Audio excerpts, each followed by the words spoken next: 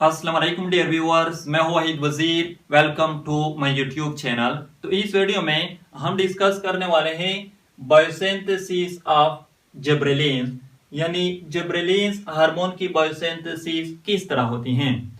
तो पहले तो ये नोट कर ले कि प्लांट बॉडी में जिबरेलिन्स हार्मोन की बायोसिंथेसिस कहाँ पर होती हैं। तो प्लांट बॉडी में शूट टिप्स में भी होती हैं, रूट्स टिप्स में भी होती हैं, डेवलपिंग लीव्स में भी होती हैं, डेवलपिंग फ्लावर्स में भी होती है, डेवलपिंग फ्रूट्स में भी होती हैं और इमेच्योर सीड्स में भी होती हैं। लेकिन ये एमसीक्यूज के लिए नोट कर ले, इमेच्योर सीड्स में highest concentration of gibberellin hormone मौजूद होते हैं। इट मींस के इमेच्योर सीड्स में जिबरेलिन हार्मोन की जो बायोसिंथेसिस होती है वो ज्यादा होते हैं compare to other organs of plant. Cell में बायोसिंथेसिस ऑफ जिबरेलिन्स कहां पर होती हैं।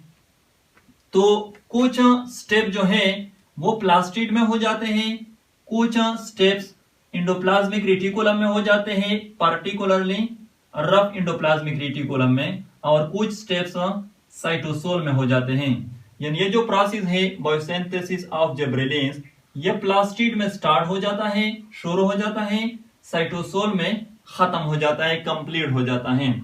तो बायोसिंथेसिस ऑफ जिबरेलिन जो है ये स्टार्ट हो जाता है with the precursor isopentyl pyrophosphate और आईपीपी। ये 5 कार्बन कंपाउंड है।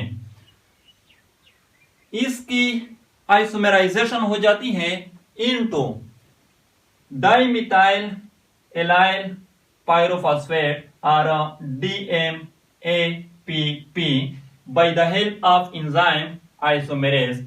ये भी 5 कार्बन कंपाउंड है, क्योंकि जाहिर सी बात है आइसोपेंटाइल पायरोफॉस्फेट की आइसोमराइजेशन हुई है और ये 5 कार्बन कंपाउंड है। सेकेंड स्टेप में DMAPP के साथ another IPP isopentyl pyrophosphate combine हो जाता है और 10 कार्बन कंपाउंड जेरेनाइल पायरोफॉस्फेट और GPP ये बन जाता है। थर्ड स्टेप में GPP के साथ अनदर IPP कंबाइन हो जाता है और 15 कार्बन कंपाउंड फर्नेजिल पायरोफॉस्फेट और FPP ये बन जाता है। फोर्थ स्टेप में फर्नेजिल पायरोफॉस्फेट के साथ अनदर IPP यानी आइसोपेंटाइल पायरोफॉस्फेट कंबाइन हो जाता है और 20 कार्बन कंपाउंड जेरेनाइल पायरोफॉस्फेट और GGPP ये बन जाता है। ये 20 कार्बन कंपाउंड होता है। नेक्स्ट स्टेप में GGPP ये कन्वर्ट हो जाता है ENT कोपलाइल पायरोफॉस्फेट और CPP में by the help of enzyme copalyl pyrophosphate synthase. ENT copalyl pyrophosphate ये चेंज हो जाता है ENT कोरिन में by the help of an enzyme kaurene synthase. अब यहां पर ये नोट कर ले, यहां से लेकर यहां तक ये जो स्टेप्स हैं ये प्लास्टिड में होते हैं, यानी ENT कोरिन की फॉर्मेशन जो है ये प्लास्टिड में हो जाती हैं। ENT कोरिन जो है इसकी ट्रांसपोर्टेशन हो जाती है प्लास्टिड से रफ इंडोप्लाज्मिक रेटिकुलम में।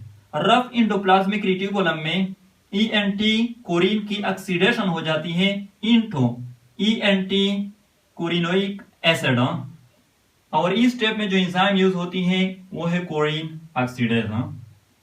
ENT कोरिनोइक एसिड इसकी फर्दर ऑक्सीडेशन हो जाती है इनटू GA12 और इस स्टेप में जो एंजाइम यूज होती है वो है कोरिनोइक एसिड ऑक्सीडेज।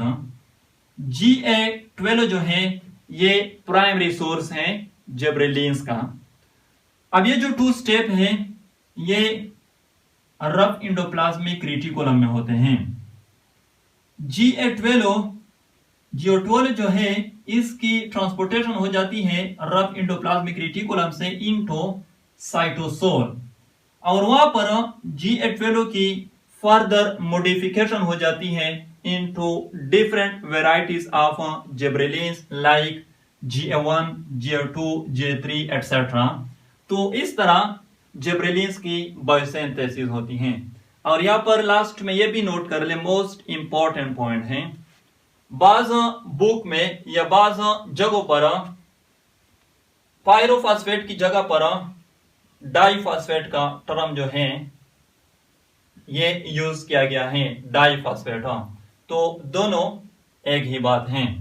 ये थी biosynthesis of gibberellins. I hope आप लोगों को वीडियो अच्छी लगी होगी। Thank you.